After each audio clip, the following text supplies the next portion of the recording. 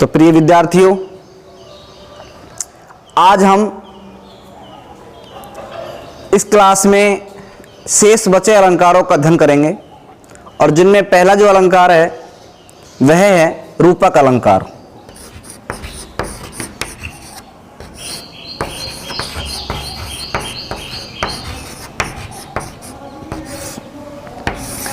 देखिए, रूपक अलंकार कहाँ होता है?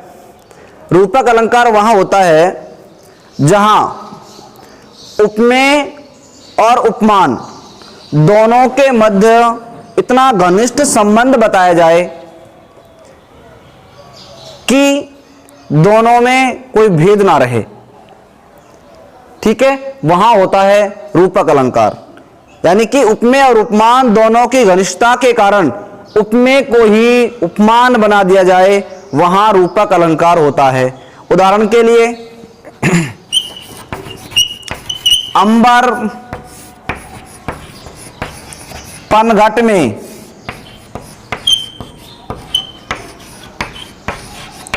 डूबो रही तारा घट उषा नागरी।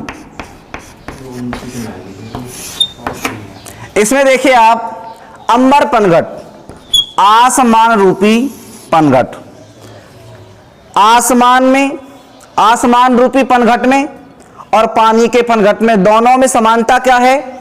आसमान में तारे रूपी घड़े डूबते हैं, यानी आसमान में तो तारे डूबते हैं और पनघट में घड़े डूबते हैं, दोनों में यही समानता है। तो यहां अंबर रूपी पनघट, यहां अंबर क्या है? अंबर उपमेय है और इसे हमने क्या बना दिया? पनघट बना दिया। इधर तारा घट, तारा रूपी घड़ा,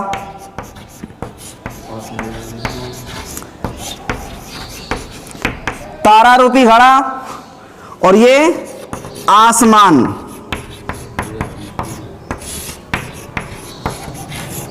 रूपी पनघट, इसलिए इसमें रूपक अलंकार है। एक और देखिए,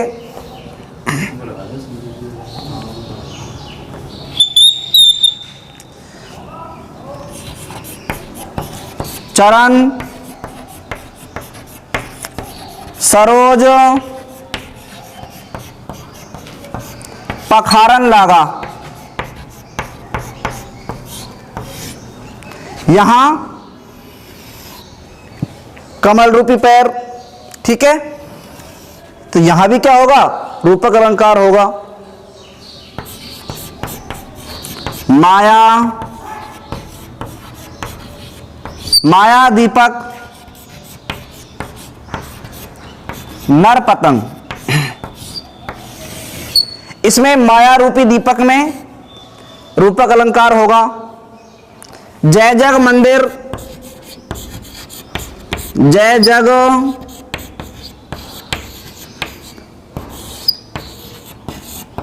दीपक सुंदर, जय जग मंदिर दीपक सुंदर, इसमें जय जग मंदिर यानी संसार रूपी मंदिर, इसमें रूपक अलंकार होगा। कहने का मतलब यह है, जहां उपमेय और उपमान दोनों में घनिष्ठ संबंध होने के कारण उपमेय को ही उपमान मान लिया जाता है या बना दिया जाता है, वहां रूपक अलंकार हुआ करता है। अगला जो अलंकार है वह है विरोधाभास अलंकार।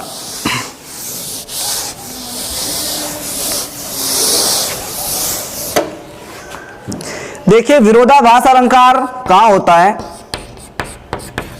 विरोधाभास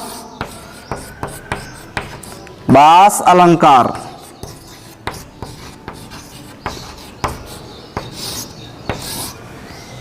विरोधाभास नाम से ही पता चल रहा है कि विरोध का आभास।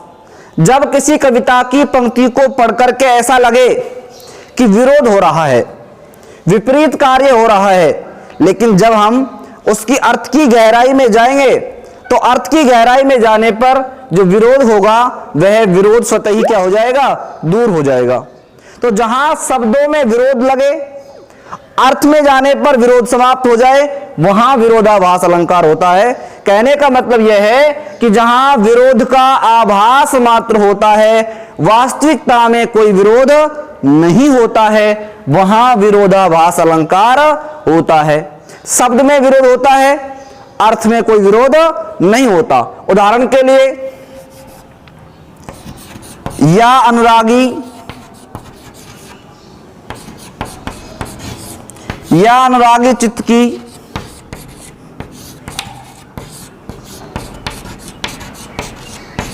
गति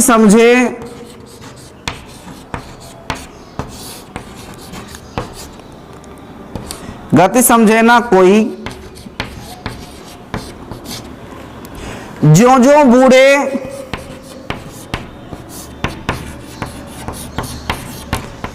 बूढ़े श्याम रंग,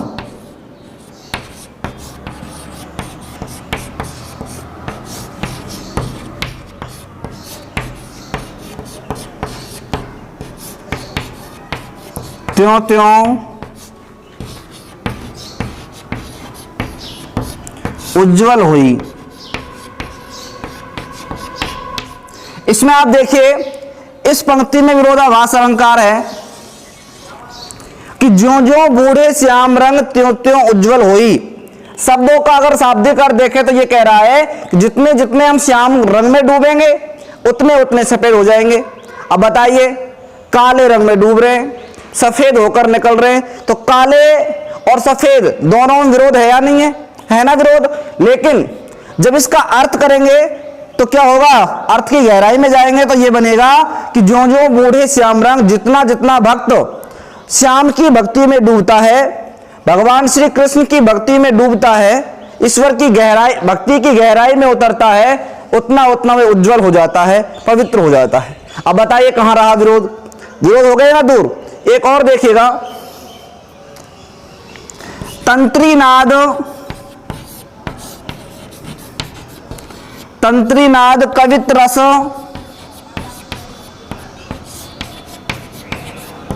तंत्रीनाद कवित रस सरस राग रतिरंग। तंत्रीनाद कवित रस सरस राग रतिरंग, अन बूढ़े बूढ़े तरे, अन बूढ़े बूढ़े तरई, जे बूढ़े सबंग।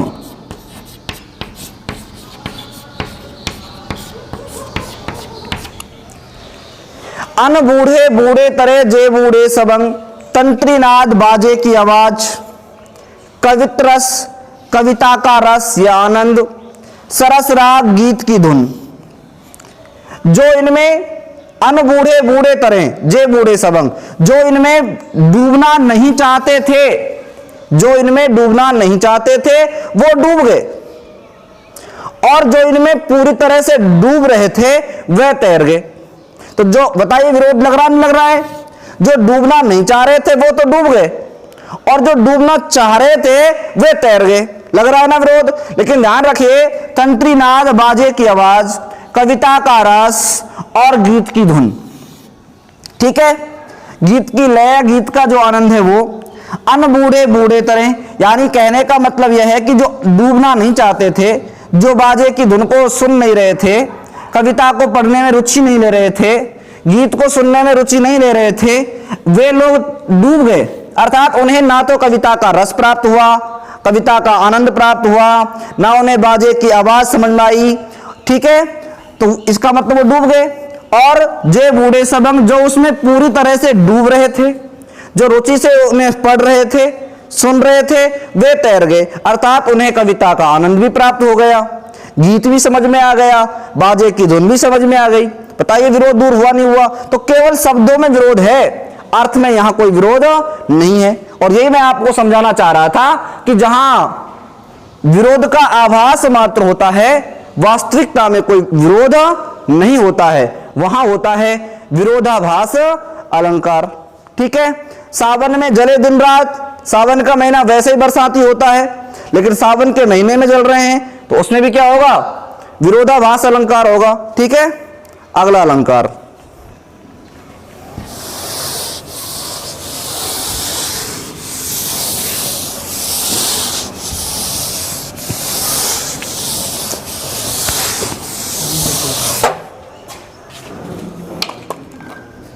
तो प्रिय विद्यार्थियों, अगला जो अलंकार है अपना वो है पुनरुक्ति प्रकाश अलंकार। पुनरुक्ति प्रकाश अलंकार, देखिए पुनरुक्ति प्रकाश अलंकार में क्या होता है, एक ही शब्द की आवृत्ति कई बार होती है। जब एक ही शब्द की आवृत्ति दो बार हो, दो से ज्यादा बार हो, लेकिन अर्थ में कोई परिवर्तन नहीं हो, वहां पुनरुक्ति प्रकाश अलंकार होता है। क्या ध्यान रखने योग्य बात है, बात यह है कि जहां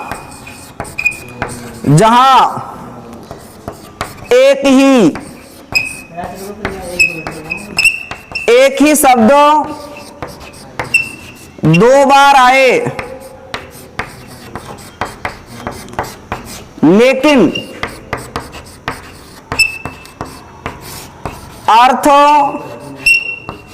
अर्थ में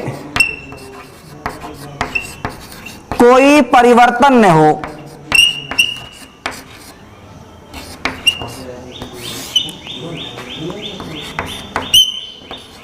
ठीक है। एक शब्द की आवृत्ति दो बार होगी, दो से अधिक बार भी हो सकती है, लेकिन अर्थ में कोई परिवर्तन नहीं होता है। किसमें, पुनरुक्ति प्रकाश अलंकार में। उदाहरण के लिए देखिए, ठौर ठौर ठौर विहार करती सुंदरी सुर नारियां। इसमें आप देखिए शब्द आया है ठौर, और एक ही शब्द की आवृत्ति कितनी बार हुई है, दो बार, लेकिन दोनों ही बार जो ठौर शब्द है इसका अर्थ है जगह, अर्थात अर्थ में कोई परिवर्तन नहीं है। और जहां अर्थ में कोई परिवर्तन ना हो, शब्दों की पुनरावृत्ति हो, वहां क्या होता है, पुनरुक्ति प्रकाश अलंकार होता है। एक उदाहरण और देखिए, मधुर मधुर मधुर मधुर मेरे दीपक जल,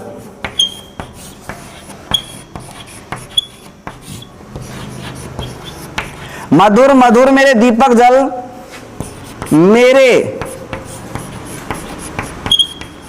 मेरे प्रियतम का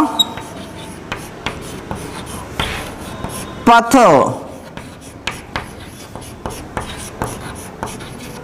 आलोकित कर। इसमें भी आप देखिएगा मधुर मधुर शब्द जो है दो बार आया है, लेकिन दोनों ही बार मधुर मधुर शब्द का समान अर्थ है, अर्थ में कोई बदलाव नहीं है, इसलिए यहां भी क्या होगा, पुनरुक्ति प्रकाश अलंकार होगा। बार बार मोहि लाग बुलावा, उसमें भी क्या होगा, रूपक अलंकार, पुनरुक्ति प्रकाश अलंकार होगा। ठीक है, इससे आगे देखिए,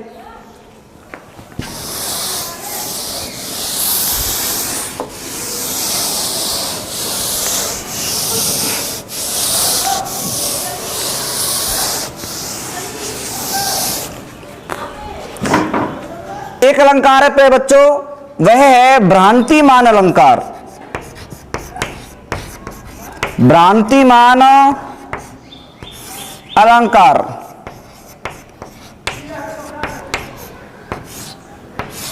भ्रांतिमान अलंकार। और इसी के समानार्थी एक और भी अलंकार होता है, और वह होता है संदेह अलंकार। देखिए दोनों को मैं आपको एक ही साथ समझा दूंगा। भ्रांतिमान अलंकार जहां दो वस्तुओं की सादृश्यता के कारण, दो वस्तुओं की सादृश्यता के कारण एक वस्तु में दूसरी वस्तु होने का भ्रम पैदा हो जाए, और भ्रम के कारण हम एक वस्तु को दूसरी वस्तु मान लें, वह क्या होगा? भ्रांतिमान अलंकार होगा। ठीक है, यहां तो क्या होता है भ्रांतिमान में? तो भ्रम के कारण एक वस्तु को दूसरी वस्तु मान लिया जाता है। ठीक है, इधर संदेह में क्या होता है? संदेह में क्या होता है कि संदेह जो अलंकार होता है, इसमें दो वस्तुओं की सादृश्यता के कारण वस्तुओं के निश्चितता पर क्या हो जाता है? संदेह हो जाता है, और यह संदेह अंत तक बना रहता है। जैसे उदाहरण के लिए यह है सरिस ओस की बूंदें,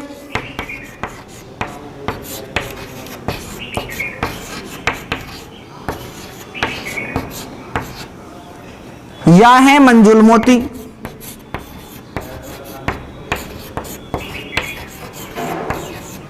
या है मंजुल मोती। इसमें आप देखिए ओस की बूंद और मोती दोनों में निश्चय नहीं हो पा रहा है कि या तो वो ओस की बूंदें हैं या फिर वो मोती हैं, और ये जो संदेह है, ये संदेह अंत तक जहां बना रहे वहां होता है संदेह अलंकार। लेकिन भ्रांतिमान अलंकार में क्या हो जाता है? भ्रम के कारण एक वस्तु को दूसरी वस्तु मान लिया जाता है। उदाहरण के लिए जैसे ओस बिंदु चुग रही, ओस बिंदु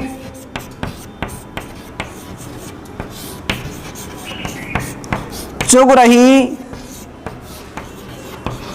हंसनी, मोती उनको जान। यहां क्या हुआ? भ्रम के कारण एक हंसनी ने ओस की बूंदों को क्या मान लिया? मोती मान लिया, इसलिए क्या हो गया? भ्रांतिमान अलंकार हो गया।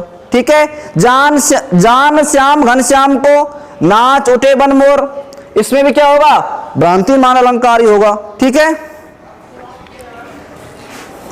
अगला अलंकार है अपना मानवीकरण अलंकार। देखिए मानवीकरण का मतलब क्या होता है? मानविक जो करण अलंकार होता है,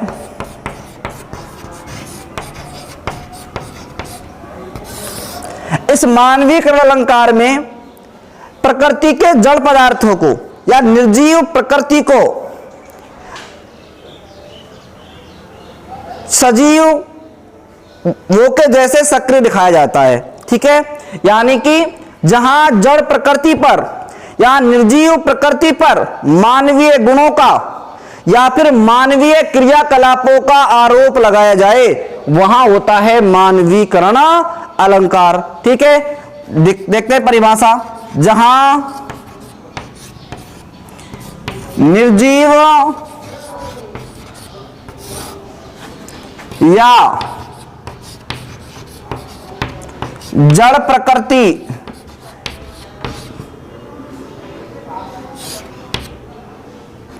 पर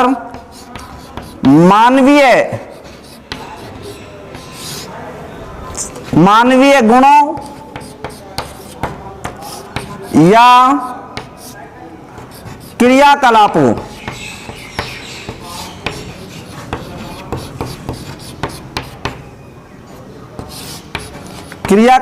का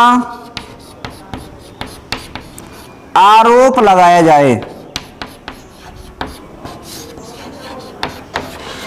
ठीक है, वहां होता है मानवीकरण अलंकार। उदाहरण के लिए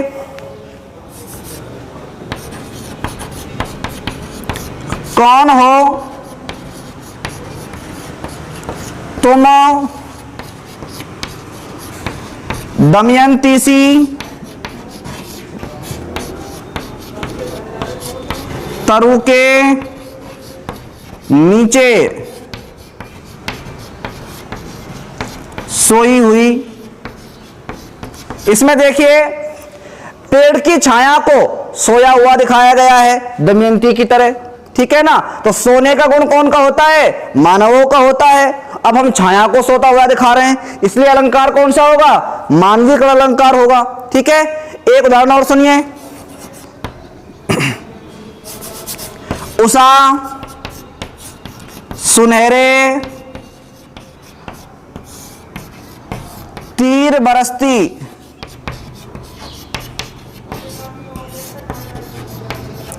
जयलक्ष्मी जयलक्ष्मी सी उदित हुई।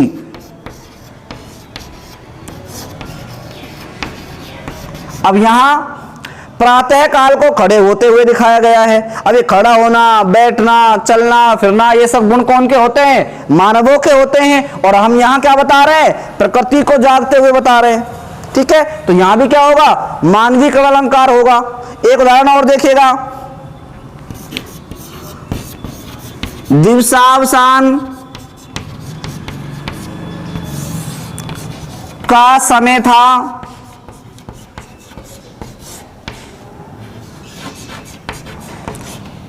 दिवसावसान का समय था, मेघमय आसमान से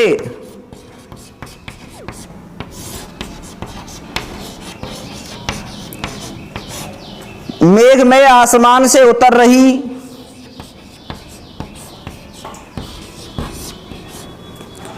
वह